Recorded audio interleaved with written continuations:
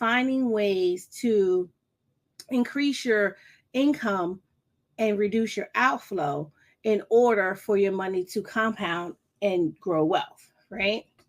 Now, at the end of the day, it really is about what it is you want to do with the money. It's not just about hoarding money. I'm just going to get all this money and hold it. It's more about what is it that that money is going to do for you. For me and for many people, when you look at money, if you start to look at money as your ticket to freedom, as your way to buy back your time from places and spaces that you may not want to be in, or doing things you don't want to do. When you get to a certain level financially, people buy back their time by hiring people to do their day-to-day activities like cleaning the house, or meal prep, or having a chef come in and prepare their foods.